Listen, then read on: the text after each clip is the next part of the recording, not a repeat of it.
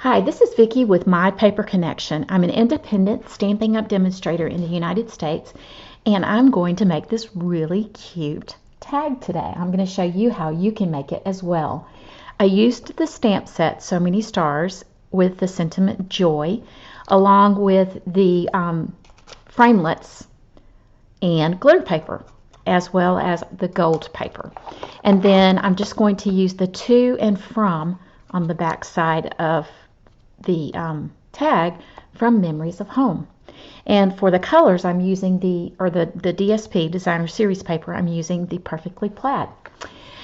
So without further ado, let's get started making this. Okay, I'm still using paper from the Perfectly Plaid suite, but I'm using a little bit darker one. And what I'm going to do is bring in the delightful tag topper. And the way I do it is I slip it in. You can do different sizes. You can do 1 inch all the way up to 2 inches. And 2 inches is the size of, I did this 2x4. But don't worry about dimensions and supplies and all of that. That will be listed in my blog. I like to turn it upside down and make sure that I have the same amount of space on each side. And then you just squeeze it.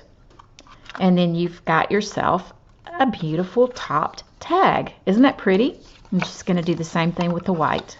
Okay, the next thing I'm going to do is my stamping. And I think I'm going to go with shaded spruce and see what that looks like. Let me test drive it.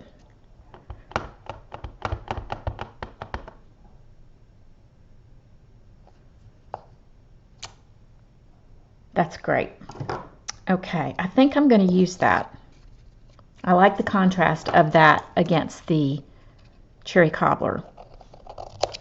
Okay, just trim that off.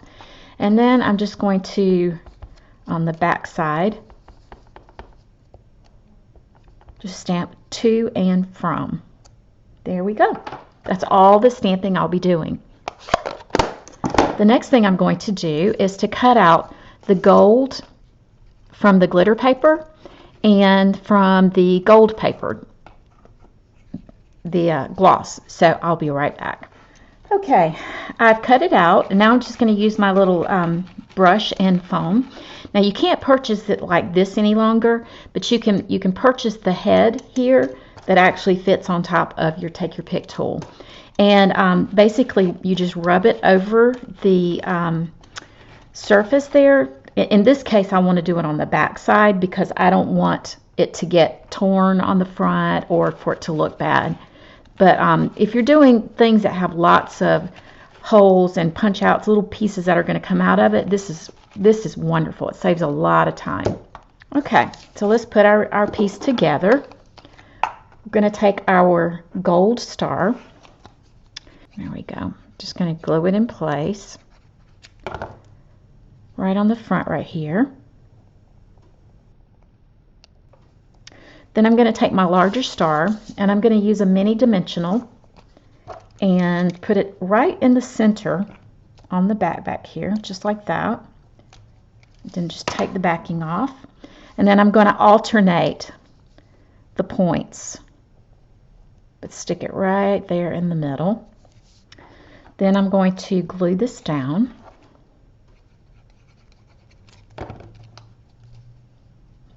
And kind of let it go up under one of those tips like that, and do it at an angle like that.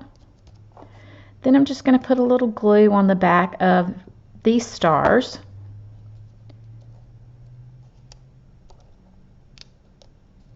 Ooh, I got a little bit too much glue. There we go. It'll dry and it'll look great.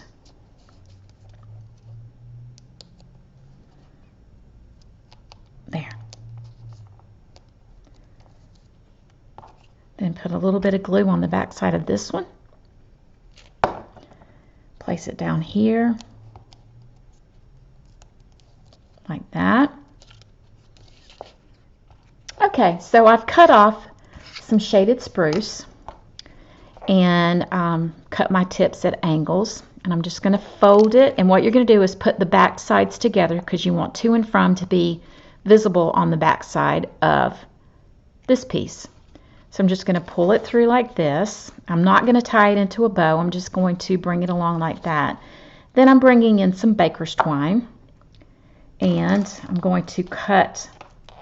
I got a knot in it, so I'm just going to cut that out for time's sake. And just do a little simple bow here. I say simple, but I become like all fingers whenever I'm trying to do a bow on camera. I don't know what it is. I don't think I'm the only one, because I hear other YouTubers talking about it as well. It's like I get shaky and I can't tie a simple bow. There we go. Okay, so I don't want to pull that piece out, so I'm going to just pull that like that, and then I'll tighten it. And then just adjust it. I'm going to hold the knot so it kind of holds its shape. And then just tighten it up. I don't want it to be quite that large. And just tighten it up again. And then I'll just trim off some edges here. Try to make them even. And I'm sorry about my lighting. I keep having to adjust it. I sit right in front of a window, and it's beautiful. I love it, but it makes it difficult for doing videos whenever the light keeps changing. But the last thing I'm going to do is to place a green rhinestone in there. It's shaded spruce, and it's from the Holiday Rhinestone Basic Jewels. And oh my gosh, is that not gorgeous? I'm going to have to go back and put a rhinestone in here too. That just makes it. Isn't that beautiful? I love it. And it's so simple and easy to make. So anyway, thank you for watching. I hope that if you enjoyed this video that you will subscribe to my channel. All the shapes, not the shapes, the sizes, and all the supplies that I used will be listed at the bottom of my blog, so just check it out. And I value any thumbs up, any messages, any comments, any questions that you might have. So thank you for watching. I hope you have a fabulous day.